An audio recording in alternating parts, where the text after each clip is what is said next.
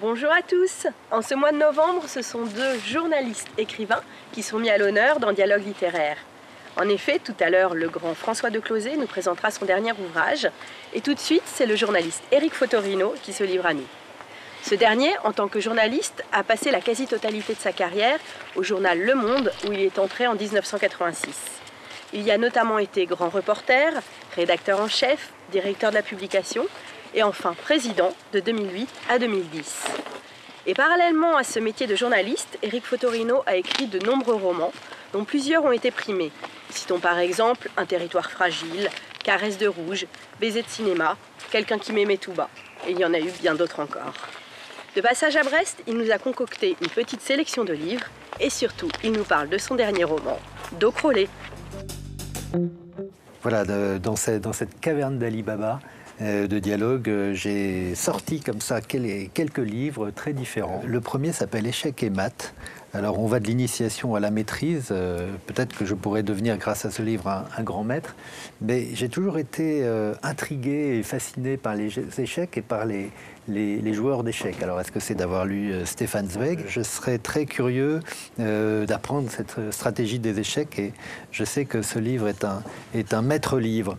Alors, dans un domaine très différent, je n'imaginais pas que je pourrais un jour être attiré par les mangas, jusqu'au jour où ma fille, qui est œnologue, m'a parlé des Gouttes de Dieu. Et les Gouttes de Dieu, c'est une série de mangas, il y en a 20 au total, et le héros est lancé, après avoir lu le testament de son père, à la recherche de grands crus, de grands crus, évidemment du vignoble en France, et notamment celui qu'il appelle les Gouttes de Dieu. Donc on se retrouve vraiment dans un paysage de terroir, de vin, d'arômes, et aussi de mystère et de mort. Et puis, le dernier livre, c'est un livre de Jacqueline de Romilly, qui nous a quittés il y a peu de temps. Et ça s'appelle Jeanne, et c'est un livre magnifique sur sa mère. Et c'est un livre qu'elle ne voulait pas publier avant elle-même d'avoir disparu.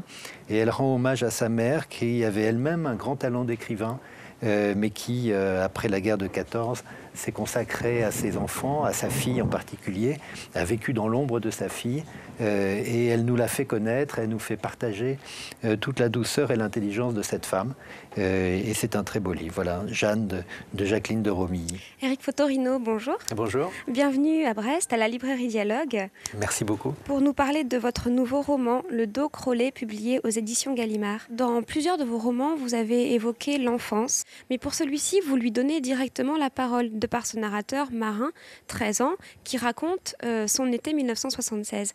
Est-ce que c'est quelque chose que vous souhaitiez faire depuis longtemps ? Oui, il y a longtemps que cette voix de l'enfance que je sens en moi, je crois que depuis que j'écris, j'avais envie de la présenter au lecteur sans intermédiaire, que ce soit lui qui s'exprime. Je n'ai pas eu à me forcer, j'ai pas eu à forcer ma voix, comme on pourrait dire, pour faire ce jeu d'enfant, dans le sens où je crois qu'elle était en moi et que je l'ai retrouvée assez naturellement, spontanément. Il me semble que l'enfance est un âge au cours duquel on se pose des questions existentielles très fortes et très précises. Et parce qu'on ne fait pas de compromis, parce qu'on est entier, qu'on a vraiment envie d'avoir des réponses, c'est peut-être le moment de notre vie où on est le plus exigeant. Et je crois que la plus grande blessure que l'on peut ressentir quand on est enfant, c'est quand ceux dont on voudrait qu'ils nous aiment ne nous aiment pas. On étalonne nos rêves quand on est enfant, c'est jusqu'où on peut nager et jusqu'où on peut s'approcher d'une femme. Et là, il y a toutes ces sensations, j'allais dire tous ces fantasmes qui sont revenus sous ma plume. C'est un été pendant lequel les deux protagonistes, Marin et Lisa, vont vivre des expériences charnelles et sentimentales.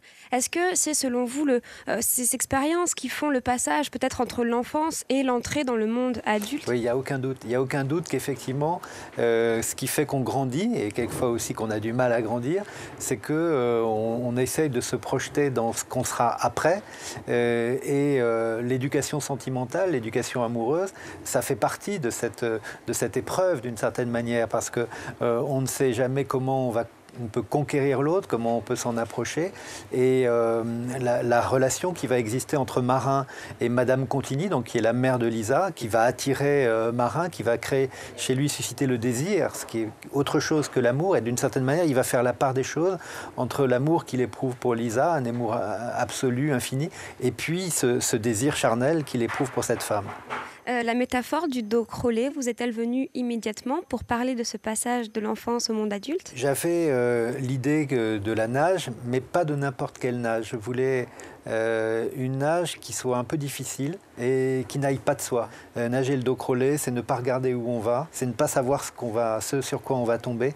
Et donc c'était pour moi effectivement une métaphore qui collait bien. Par la narration que vous en faites, on lit beaucoup de jeux de mots, des anagrammes également que lui raconte son oncle Abel. Est-ce qu'on peut y lire l'émergence du goût des mots, du sens, des doubles sens du mot, et donc l'émergence du goût pour la littérature ? Oui, c'est vrai que les mots sont le carburant, la matière première qui permet d'avancer dans la vie. Et ces mots, quand on en a acquis un certain nombre, et dans l'enfance, c'est le moment où on les acquiert, on peut comme ça avoir une sensation beaucoup plus forte des choses qu'on mange, des choses qu'on voit, des choses qu'on touche.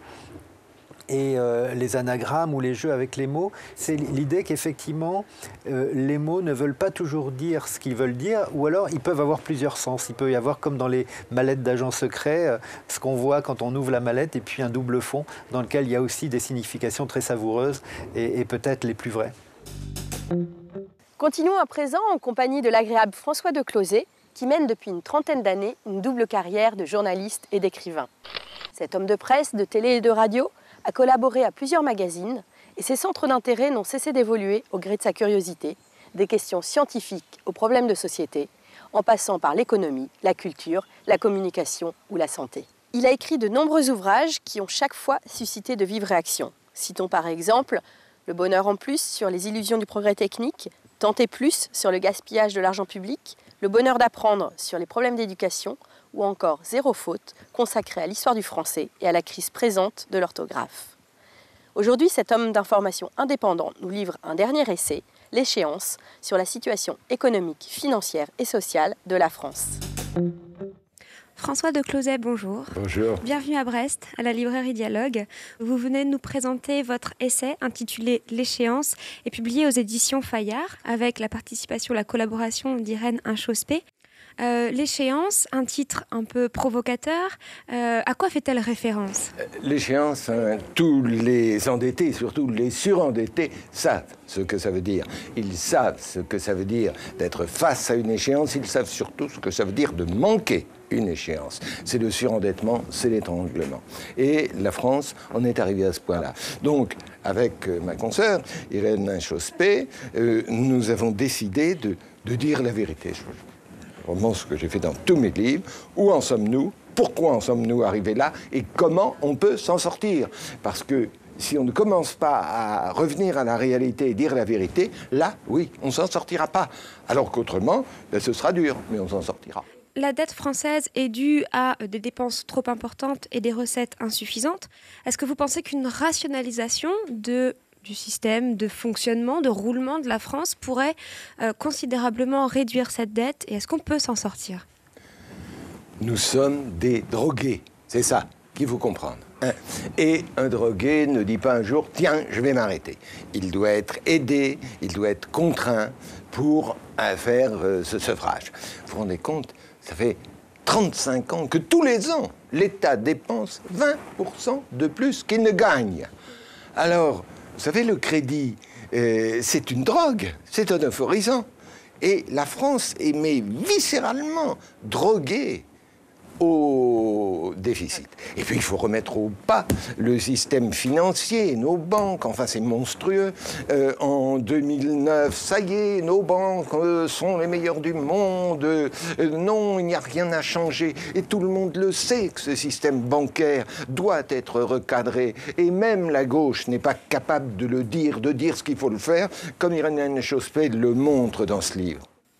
Quelle force extérieure pourrait redresser la France et la remettre dans le droit chemin? Mais la France, doit s'inspirer de l'exemple allemand pour redresser son industrie. Parce qu'enfin, à l'heure actuelle, l'industrie française est en débandade. Notre compétitivité s'effondre. Enfin, pensez que nous avons pu apprendre il y a quelques jours que notre déficit commercial atteignait 75 milliards, mais ça aurait dû être une déflagration. Je pense qu'il faut qu'il y ait des contraintes de tous les côtés.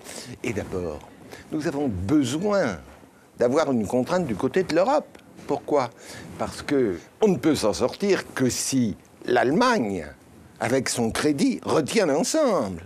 Pour faire une véritable entente franco-allemande qui permettra de ressouder les pays de l'euro, eh bien, il faut montrer que notre volonté et notre capacité de redresser nos finances est intacte. Et il faut avoir l'humilité de regarder pour l'industrie l'Allemagne, pour les banques le Canada, pour le retour à l'équilibre financier la Suède, etc., bien sûr.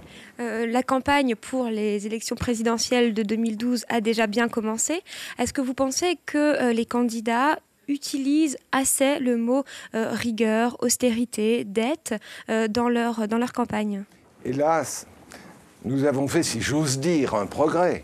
Il n'est pas dû à la réflexion de notre classe politique, pas du tout, qui est venue à la crise. Parce que depuis 30 ans, tous nos hommes politiques qui sont comme les courtiers américains qui plaçaient les subprimes, c'est-à-dire qui font des cadeaux aux pauvres, cadeaux qui les ruineront lorsqu'ils devront les payer.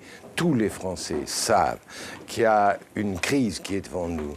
Tous les Français savent que globalement le niveau de vie va diminuer. Et donc le discours rassurant est aujourd'hui anxiogène. Et je crois qu'au contraire, un discours courageux qui dirait oui, ça va être difficile, oui, on ne pourra pas le faire, mais il faudra y aller, il faudra l'accepter, comme ça on va gagner. Ce discours, il serait mobilisateur. Moi, tout ce que je souhaite, c'est que face aux batailles qui nous attendent, on nous dise la vérité avant et pas après l'élection. Donc dans la rue, il faudrait des gens qui manifestent pour réclamer plus d'austérité et non pas pour réclamer une sécurité de l'emploi. Mais il ne faut pas faire d'illusions, hein. C'est un rude pari de dire la vérité. Je vois par exemple une chose, c'est que dans les primaires socialistes, il n'y en a qu'un qui a dit la vérité.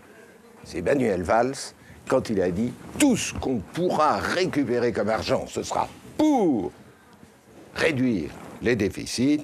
Il n'est pas question d'engager des fonctionnaires supplémentaires, des dépenses supplémentaires, de revenir à la retraite à 60 ans. » Jusqu'à présent, lui seul a eu le courage de dire la vérité. Alors il ferait mieux de prendre le discours de Manuel Valls et de dire eux-mêmes tout de suite les choses, la vérité, bon sang, et de respecter les électeurs. Je crois qu'aujourd'hui, les Français pourraient entendre un langage de vérité, puisque de toute façon, ils ne croient plus le mensonge. Sur ces sages paroles, je vous souhaite à tous un très bon mois de novembre et je vous donne rendez-vous le mois prochain pour de nouvelles rencontres littéraires. Kenavo!